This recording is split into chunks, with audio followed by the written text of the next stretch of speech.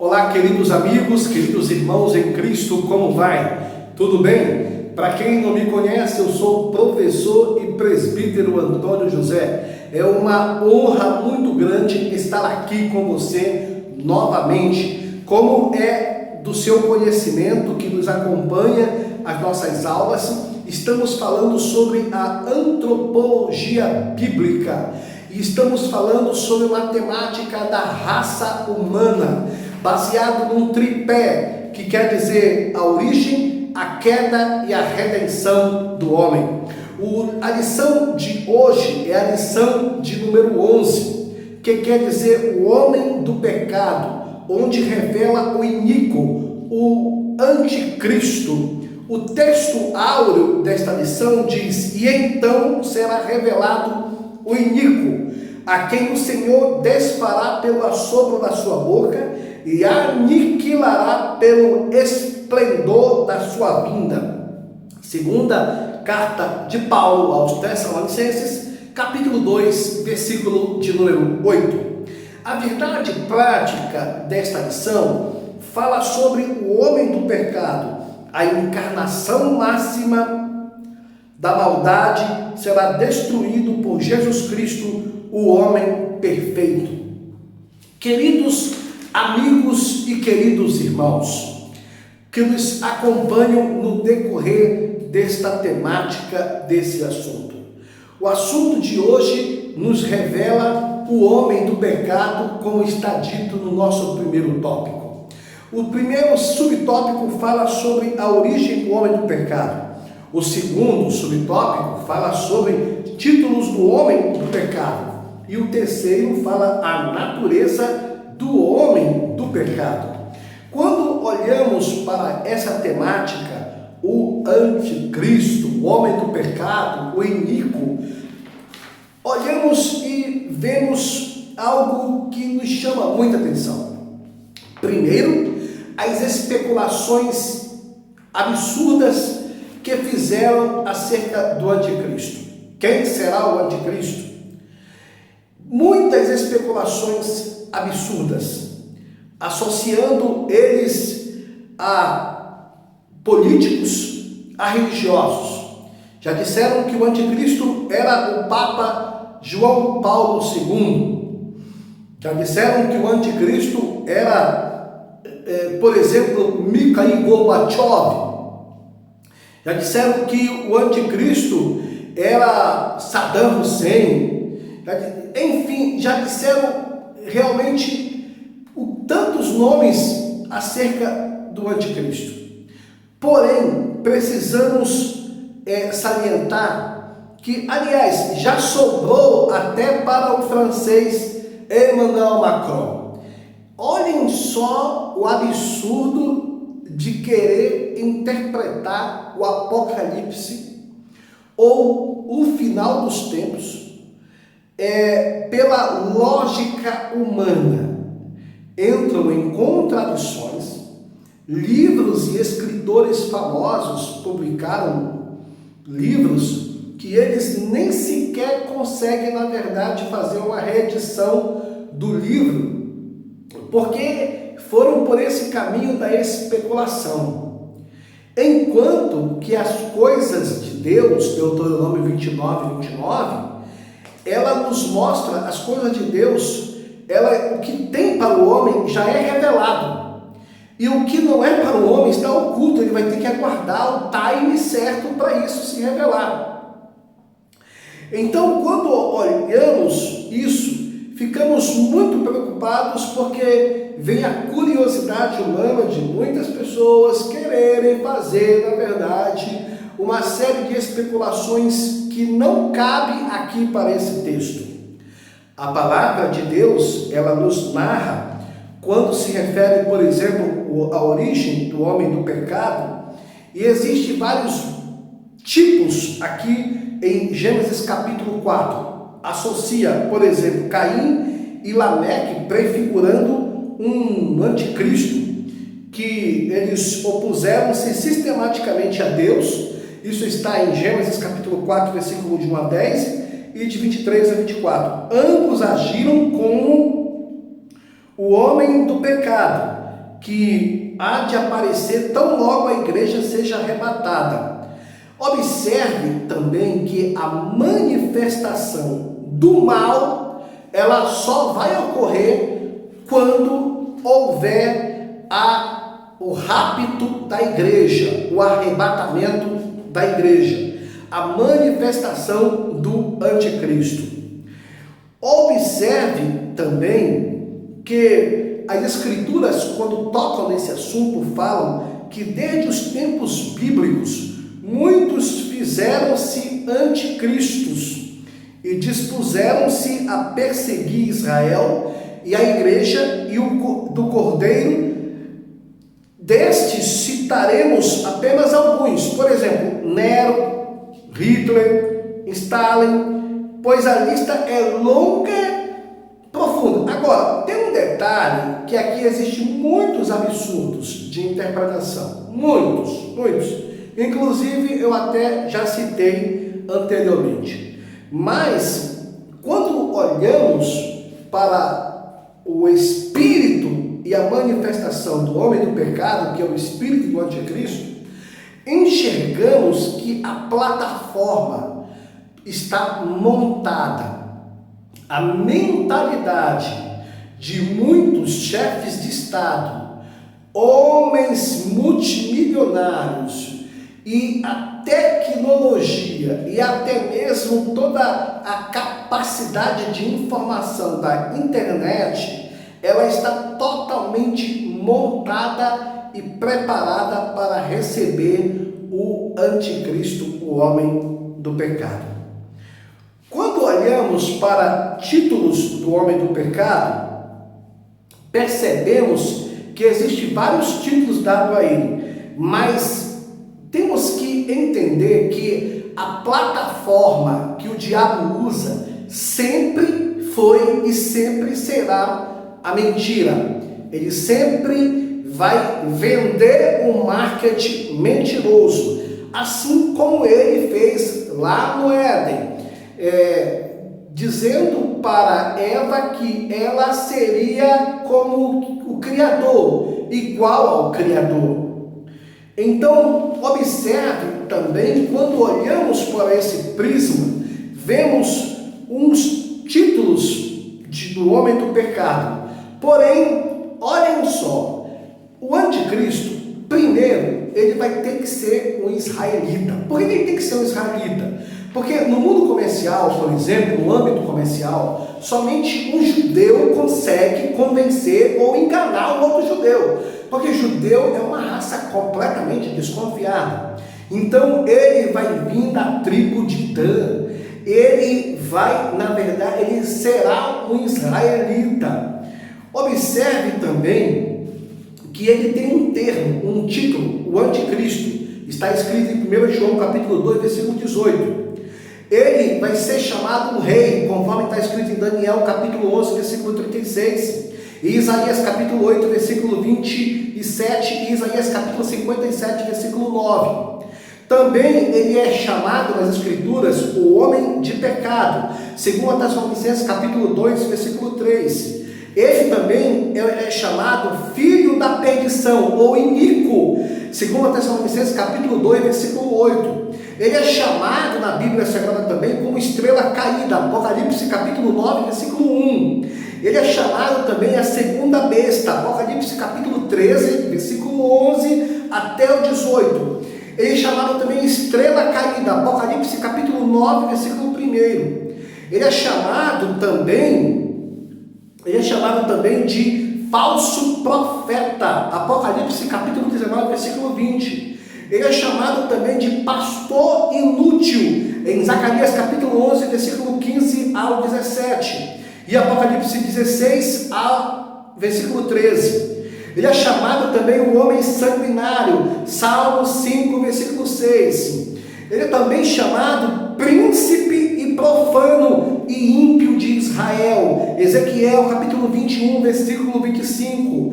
Ele é chamado também de príncipe de Tiro, Ezequiel capítulo 28, versículo 2. Ou seja, quando nós olhamos toda essa característica, percebemos que ele tem vários títulos, porém, Ele é tipificado na Bíblia Sagrada, Novo e Antigo Testamento, por algumas personagens bíblicas. Peraí, observe, tipificado, tipologicamente falando, tá? Primeiro, ele é tipificado em Juízes capítulo 9, na pessoa de Abimeleque. 1 Samuel capítulo 8, versículo 31, na pessoa de Saul. 1 Samuel capítulo 15, versículo 19, na pessoa de Absalão. Ele é tipificado também em 1 Reis capítulo 16, versículo 18, na pessoa de Acabe. Ele também é tipificado também em 2 Reis capítulo 16, na pessoa de Acais. E também é tipificado também em Isaías capítulo 22, em Sebna. Ele também é tipificado também em Zedequias, em Jeremias capítulo 39 e capítulo 22 de Isaías. E também ele é tipificado também em Amã, em Esté capítulo 3, versículo 7. Quando nós olhamos toda essa base, observamos também que a natureza do homem do pecado, de que ele é formado, qual é a característica de formação dele. Quando olhamos isso, percebemos e enxergamos que ele será, por exemplo, honrado,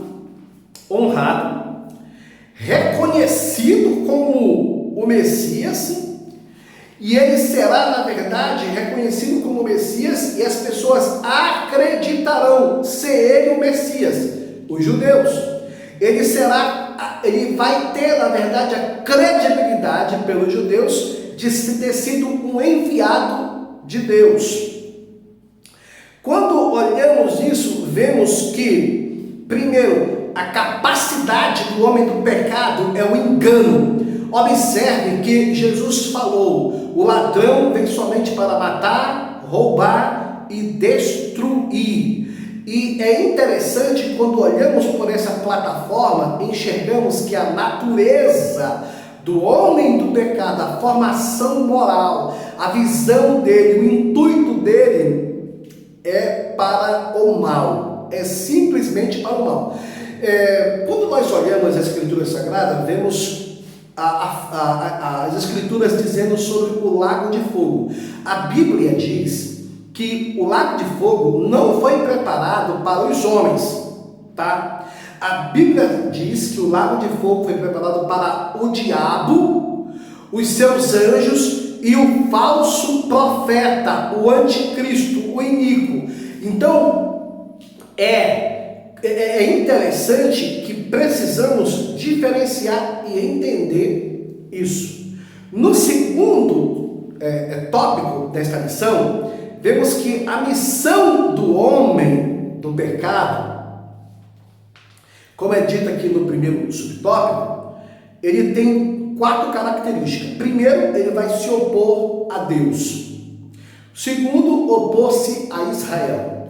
Terceiro, opor-se a Jesus Cristo. E também, quarto, ele vai se opor à igreja. Observe aqui pelas Escrituras Sagradas que sempre o papel do diabo é se opor a Deus. A Bíblia diz que assim foi no céu. O seu coração, ele quis ser maior que Deus.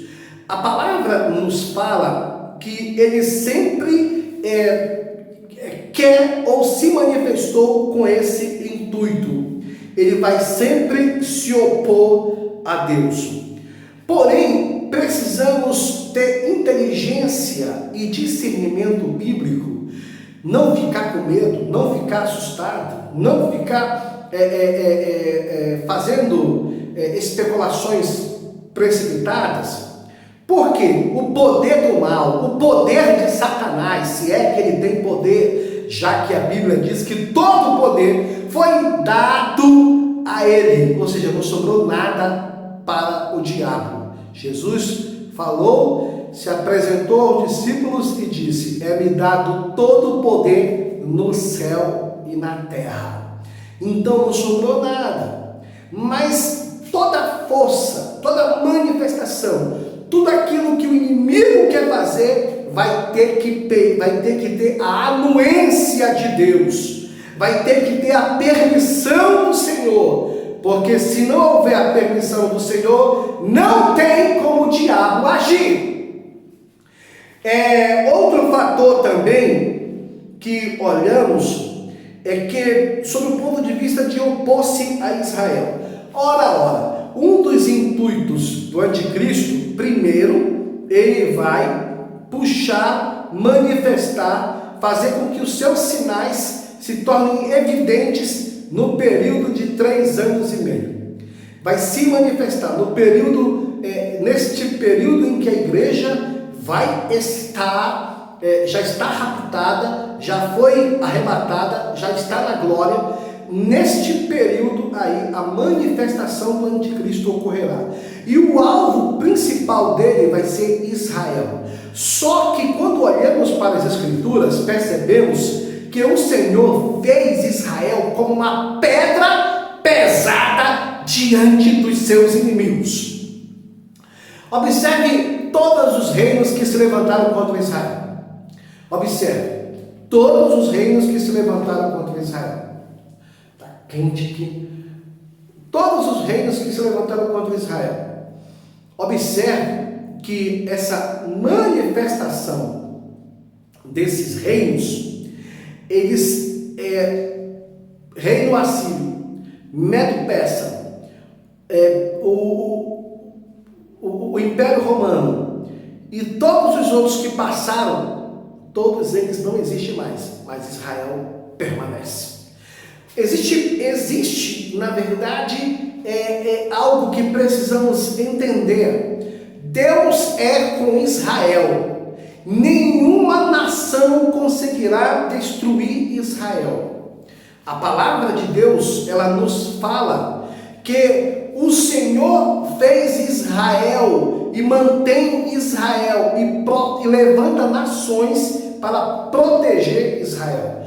Olhando pela história recente, na Guerra dos 6 Dias, observe que na Guerra dos 6 Dias, as nações estavam ali cercando Israel.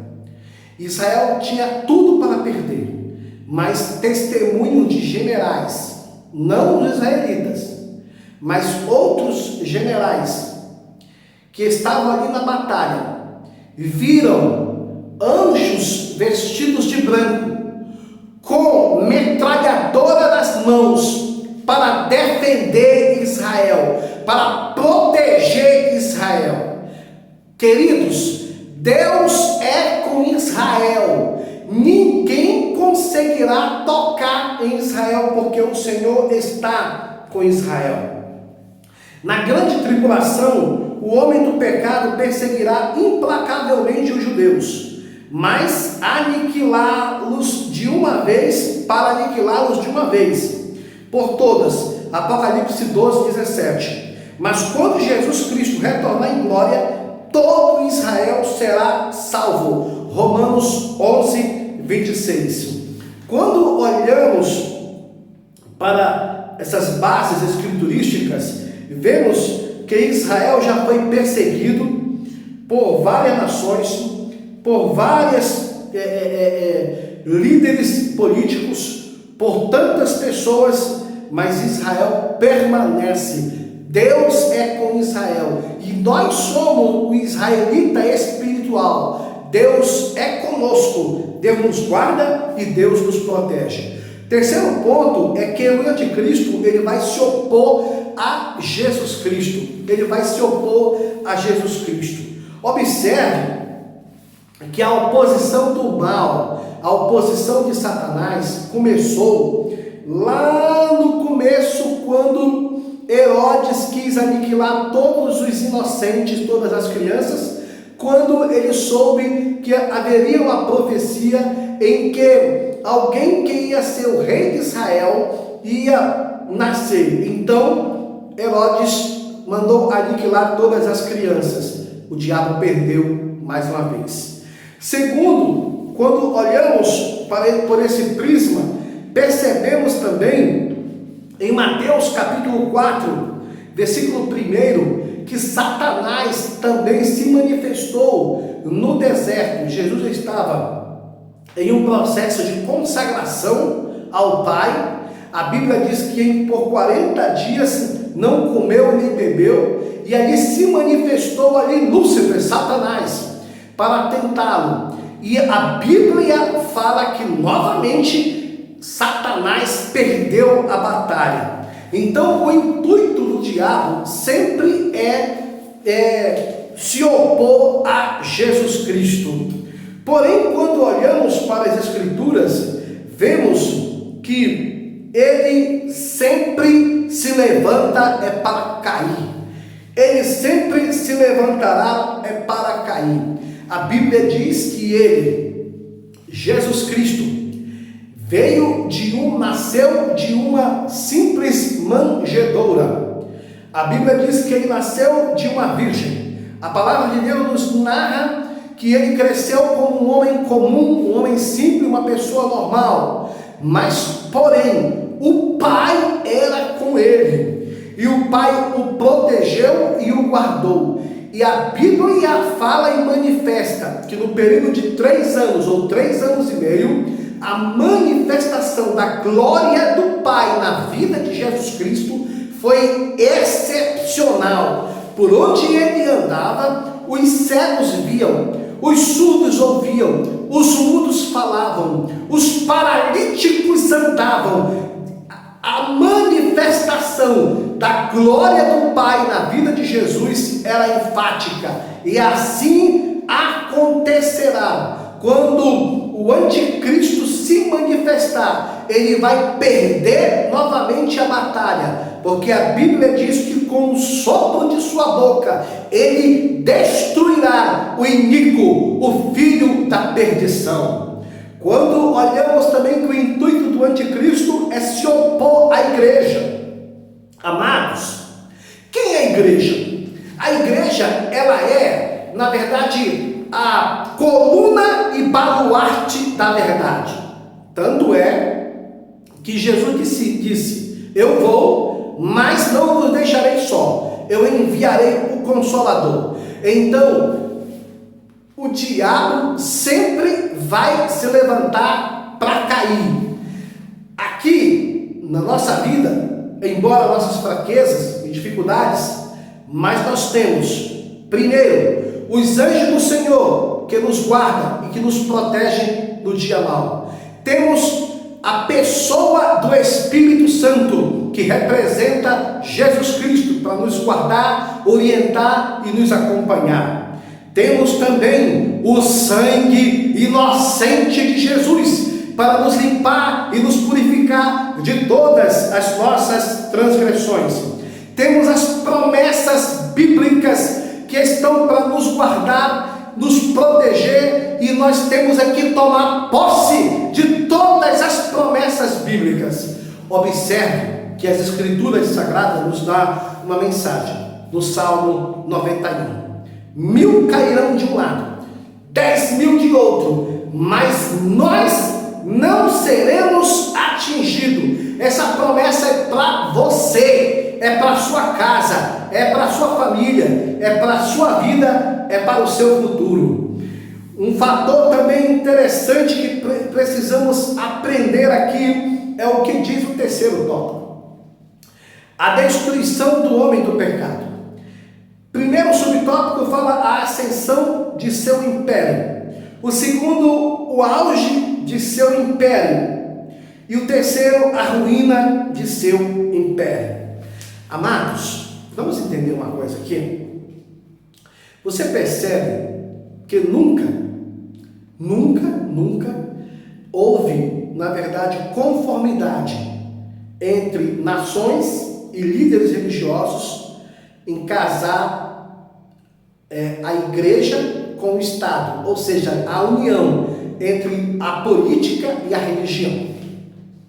Observe que uma das plataformas que o diabo vai agir por intermédio do falso profeta e do anticristo, ele sendo o falso profeta, o homem que vai ser o porta-voz da religião, e o anticristo, o porta-voz político, observe que que ele vai vender a solução, vai vender, na verdade, o resumo de soluções de todos os problemas que o mundo passa. Conflitos, diferenças, racismos, problemas econômicos.